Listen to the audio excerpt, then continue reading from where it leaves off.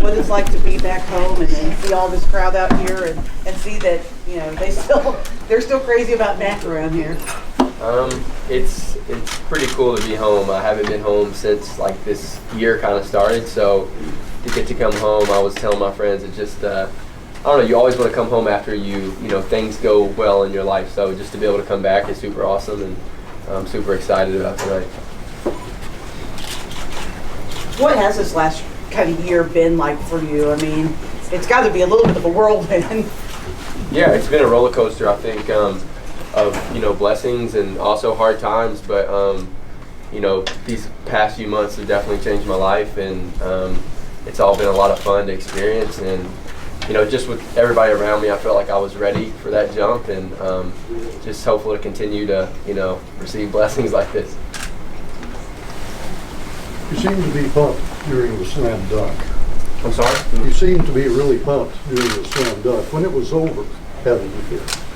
Yeah, I mean, there's so much adrenaline going on with something like that. You know, you just see all the fans and, you know, kind of the stage you're on. It was like it was kind of a blur, really, but it was kind of a relief as well, because we put so much time into, like, figuring out the dunks to, you know, just being prepared for that moment. And when it went, you know, probably better than we expected, it was like just kind of a sigh of joy and relief. How much time did you spend on learning all those tricks that you pulled? Yeah, probably about 2.5 months we had beforehand to kind of see what we were going to do, and we wanted to create things. And yeah, my friends took a lot of late night calls of me bothering them about what dunk is next, and we had a lot of fun with it though. Just a lot of just kind of brought us together to have something to talk about at night, and it was a lot of fun. What was it like being part of a G League championship team? Oh man, I mean, I think the G League is special in the sense that everyone is trying to get to the next league, and it's hard because one, it's hard to win a championship in anything you do, and two, like, you're battling with people wanting to get their shot and their call up, and you know, get the two-way, and it's a battle. But for all of us to come together and kind of let go of ourselves, it's special. It's a championship, state championship, NBA G League championship, every championship is special, so it was really special with that group of guys.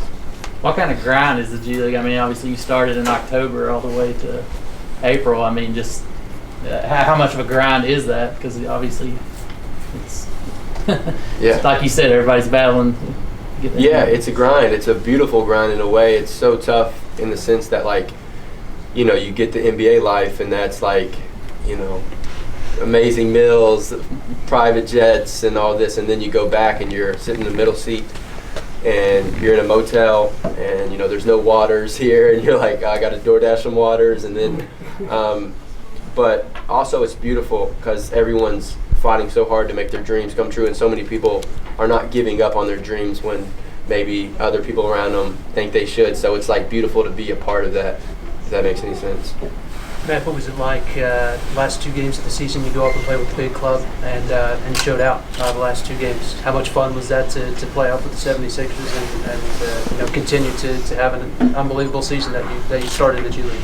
Yeah, no, it was so much fun. I think it was funny because I got to the game 30 minutes before the game started because we just won the G League championship, and that first game, like, I couldn't even like feel my body, but you know, you still want to do the best you can. And then the second game, I knew I was going to get extended minutes, and I know who I am. I know what I can do on the floor. So I was like, man, like, I get to show who I am, and I want to give it all and make a good impression. And the game kind of went that way, and it was just it was a great day.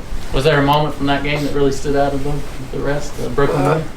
Maybe just the end. You know, I was like, man, you know, you wait to kind of have a good game in the NBA, and yeah, it was the last game of the regular season, but like, you know, no matter how much you really believe in yourself, like, before you do well in an NBA game or succeed in it, like, really experience and doing that is the biggest confidence builder. So after I was like, just, you know, always knew, you know, I could play in the NBA, but like, once you do it and you are in the NBA system, you're like, man, like, now I really know. Like, now I'm really ready for, like, to be consistent and get that chance and get that role. How much confidence does that give you going into the offseason, obviously? Yeah, confidence, same. I know who I am. I'm just waiting my turn, and I'm not going to complain no matter how many years that takes. If that's next year, the next year. But eventually, I always say the real will prevail. So I believe it will happen sooner than later. You talk about the grind. Do you ever get any time to sit back and enjoy these victories, like that game, like this trophy? I mean, when do you get to celebrate those things? It was so hard after the dunk. Well, obviously after the final game, I went to the next game, so it was like that was really hard to celebrate. But the dunk contest was probably the hardest to celebrate because I had 10 interviews the next morning, and then I had this commercial to film or this to do and this ad and a call about this, and it's like, man, like your life has changed for the better, but you have to kind of balance it and transition into it. And so finally, my friend Nate, who's standing over here, he's like, sit down, we're watching this contest, and we're going to react to it and just sit there. So we sat there at like 9 o'clock one night, we just watched it, and it was just like, wow, like, you got to sit and like, oh man, this really happened, and, kind of to see it from a different perspective. So it was really cool. Have you allowed yourself kind of to think about tonight at 7 o'clock here when you're going to walk into that gymnasium again, and it's not just going to be, Mac McClung fans, but they're going to be wearing your jersey, the zeros, just everywhere. I mean, have you allowed yourself to think about what it's going to be like walking through those doors here in a little bit? I really haven't thought about it as much as I probably should have because it's been running around, but it almost makes me emotional thinking about it. Like, I love this place so much, and for them to honor me, like I was just in love with this school and in love with this basketball program, for them to like have my jersey on and retire my jersey is like, it means the world to me. Like, home is so important to me, and just for this to happen, I'm sure, hopefully I don't get too emotional out there.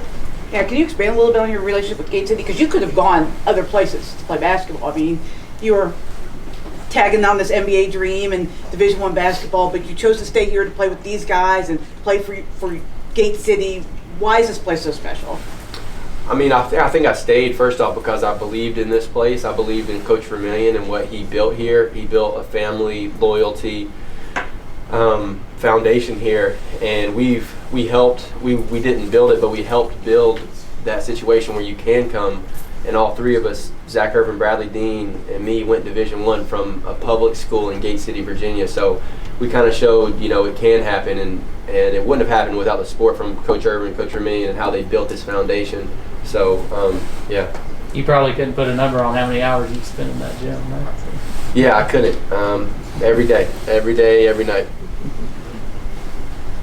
Has there been anything that's been unexpected on this journey for you? Anything that really surprised you? You mean like as of recent, or like? Yeah, like, well, just, since you've gotten the notoriety of the dunk contest. Yeah. Yeah, I mean, it's been a big jump in my life.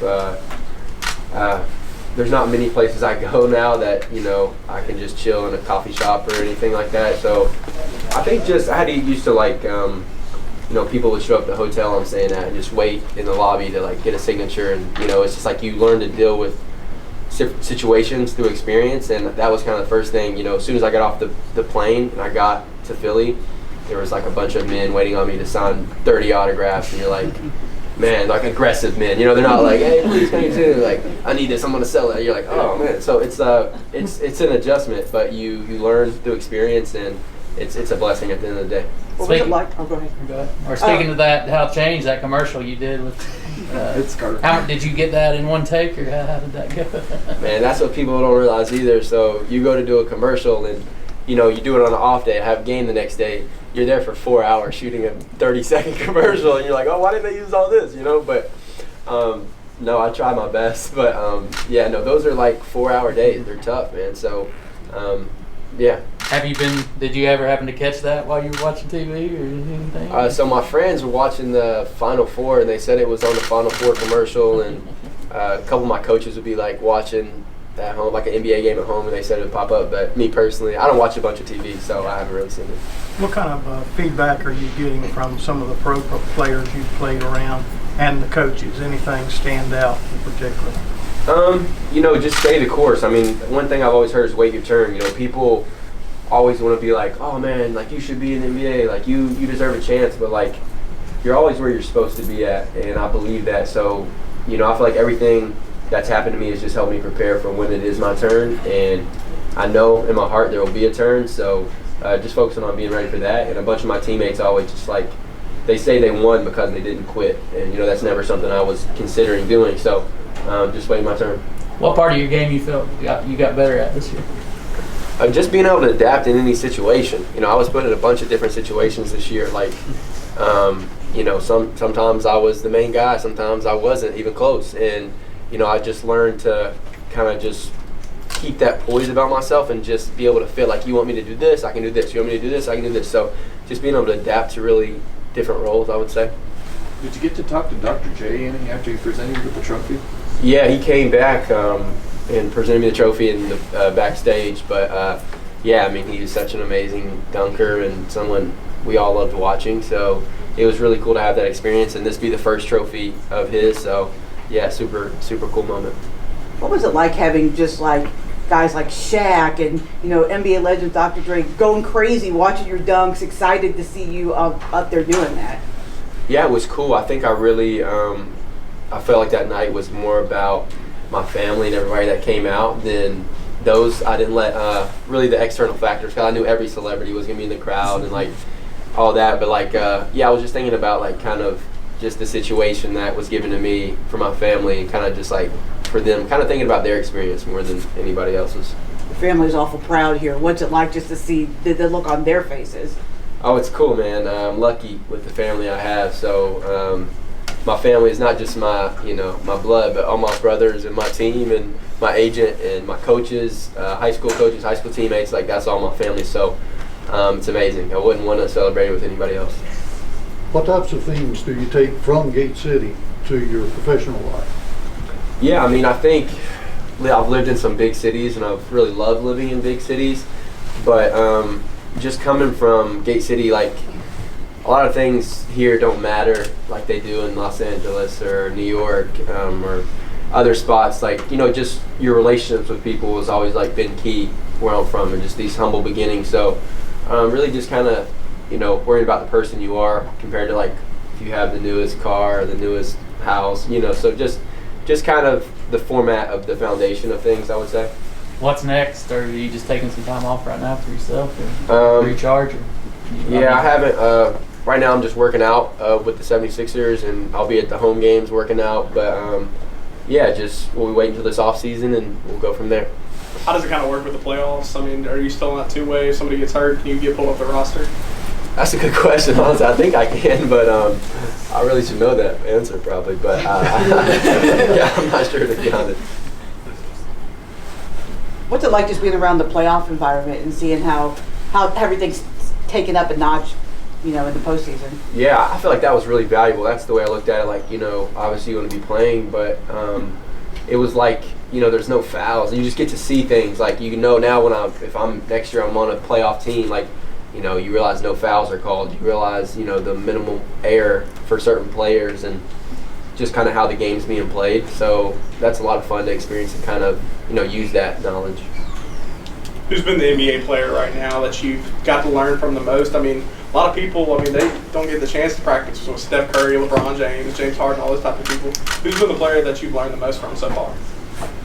Yeah, I've been around, man, like I've seen LeBron James' work ethic. I've seen Steph Curry. Like, those guys are great, man. I think the best relationship I had was with a guy named Andre Ingram.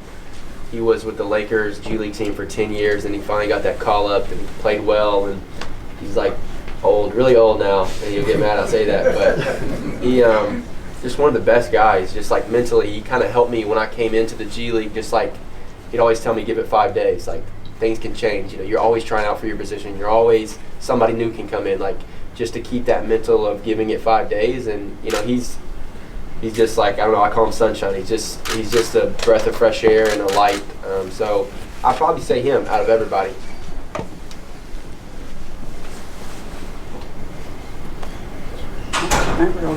All right, thank you guys. Thanks, man. Thanks, Matt.